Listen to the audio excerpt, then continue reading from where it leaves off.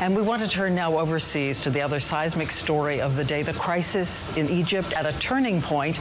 We watched a fear seem to become a reality today, the pitched battles breaking out in the streets of Cairo between those who support the regime of the embattled President Hosni Mubarak and those who want him to leave now. The city engulfed in fire, and our team is on the ground tonight. Christian Muir there with David Muir. Tell us about what happened today, Christian. Well, good evening, Diane. It seemed the battle lines had been redrawn today. Now that President Mubarak says that he will stand down before the next elections, now his supporters storming the protesters against him in what has become the world high ground. And David, you were there all day today. Yeah, and I was telling you earlier, Christian, how extraordinary it was to be in that square, almost medieval in a sense, as those men came in riding on horses and on camels, carrying whips. And we know tonight the death toll stands at least 3, hundreds more wounded. What had been simmering anger here now burns in full view as demonstrators, this time for Mubarak, showed up to take on the protesters, launching Molotov cocktails in Tahrir Square, both sides hurling chunks of concrete and bottles, some running for cover as ambulances raced in to help the scores of wounded. It was an extraordinary turning point that came out of nowhere, in stunning form on horseback and on camel, charging into the crowd carrying whips. A nearby mosque instantly turned into a trauma ward, and tonight the number of wounded is in the hundreds. The tension here had been building from the moment we arrived at the square this morning. Before we even got in, we heard and saw something very different. People angered that Mubarak has been forced to step down. You want him to stay? Because Egypt can be destroyed. We didn't do this. Okay? The crowd demands to know what's happened to Egypt. While just inside the entrance, we hear the opposite, that Mubarak isn't leaving soon enough. When he says he'll leave in September, is that enough? No, because I can't trust him for the night. The chaos slowly spreading through the crowd. A stranger approaching this young woman who's been so vocal on Facebook and Twitter, demanding to know why she'd been speaking out. They recognize your face. And by then, word had spread that those Mubarak supporters, thousands moving up the Nile, were chanting Misha Yimshi. He's not leaving. The situation here in Tahrir Square turning even more tense. You can see the thousands of anti-Mubarak demonstrators who've been here for days. They're still here, but what they're now aware of are the thousands of pro-Mubarak demonstrators who have gathered along the Nile and who have begun to enter the square along the fringe. And we have begun to see, as you can see right here in front of us, what happens when the two sides clash. A group of men carrying a man they'd just beaten, and we soon learn why. Because that image that's now played out worldwide had begun on the other side of the square, those horses barreling into the crowd fighting back, pulling the men off the horses and beating them right in front of us, convinced those men had been sent in by Mubarak. Are still convinced of that tonight. Now, the Army did not act during all of this except to fire warning shots into the air. We were there for that. And, Christiane, as you know, our crew was able to get out of the square by finding a small alleyway, hiding our microphones and all of our equipment so as to not signal that we were journalists. Precisely, because now they have really taken it out on the press. They're blaming the press, those pro-Mubarak supporters, for all their woes. And they were very menacing. They told us not to go in when we tried to go in this afternoon, or take our destiny in your own hands, they warned. David Muir is also in Cairo tonight, where, as we said, it's too dangerous to report outside. David?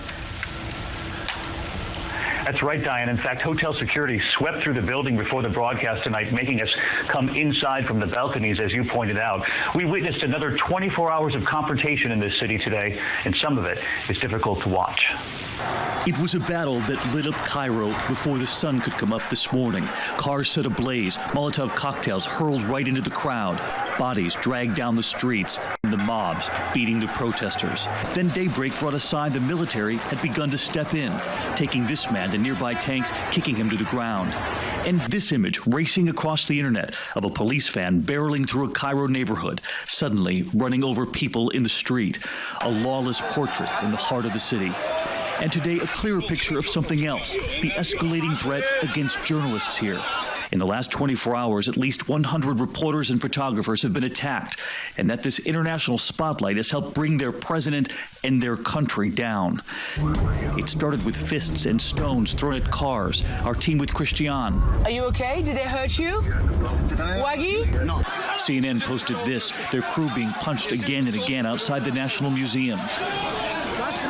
And one of our teams today, carjacked, stopped by who they thought were citizen police like we've all seen here. But this was different. ABC cameraman Akram Abihana and our team were told this. We're going to behead you. I mean, I was under the impression that this was it. But Akram, a veteran war photographer, used his Arabic and his compassion, hugging and kissing an elder in that angry mob, and it worked. But those mobs are striking fear everywhere. At dusk along the Nile, the race to barricade neighborhoods. No one is allowed in. We want to be safe, he yells at us. Neighborhood's so tense now, they don't even want us near the entrance to their neighborhood with a camera. You can see they're putting the barricades up now. And this is a scene playing out in neighborhoods all through Cairo. And then this, word today from that young man we first met on our flight into Cairo. From Texas, coming to Egypt to check on his grandmother. Now black eyes after coming under attack in Tahrir Square. Sharif told us late today that he is okay. He's not going to head back to Tahrir Square tonight. We were grateful to hear that. And Diane, also okay, Akram, as you know, the photographer standing right here behind the camera, producer Brian Hartman, and that crew in that car today, the Arabic and their compassion, getting them through that mob. That's right. Akram really was brave, and it was spiritual genius to know what to do in that room. Thank you so much, David Muir.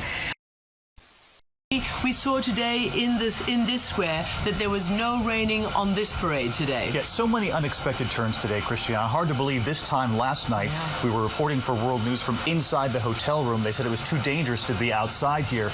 But given the fact that you're reporting the angry mobs are now gone, in that square today we read victory on the faces of the young and the old. Just beyond the tanks, just inside Tahrir Square, the Citizen Army, volunteers. We passed through a half dozen checkpoints. They're making sure no weapons get in. And then an image that jumps out immediately, the wounds. So many bandages after 2 days of violence.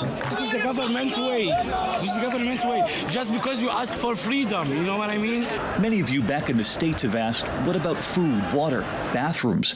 An image of the only portable bathroom our team could find. Boxes of water and bags of food have now been carried in by supporters, and they're sharing here. This woman is given a bottle of water. It's a mood that spans generations here. A father and his son. The boy tells me their wish has been simple. You want freedom? Yes, I want freedom for Egypt. And he tells me why. The poverty he sees in the streets. When I see a man is bigger than me and he's not working and he's sitting on the streets. This woman clutches her Egyptian flag. Have the protesters won? Of course, she tells us, we've already won. And then adds, we're one step away. One step away. Yes. You want Mubarak? Go away. Now. Now. And in the faces of these young girls, unwavering hope. What do you want to achieve? I want to be a doctor when I... You want to be a doctor? Yes, I want to be a doctor. I want to be a scientist. A what? A scientist. A scientist. Yes. Engineer. Computer engineer. Computer engineer. The three of you may save the world. Yes, we want that. Future engineers, future doctors, and the children believe that. And the thing, Christiana, so do their parents, because for so many people here, for the last 30 years, the only president they've ever known is President Mubarak. And Diane, with so many questions about what could come next, the people in that square haven't gotten there yet. They are just savoring the victory that they feel they have witnessed here this week. Well, it was great to see you both out there again today, and so great to see the faces of those young girls. David, Christiane, thank you. And amid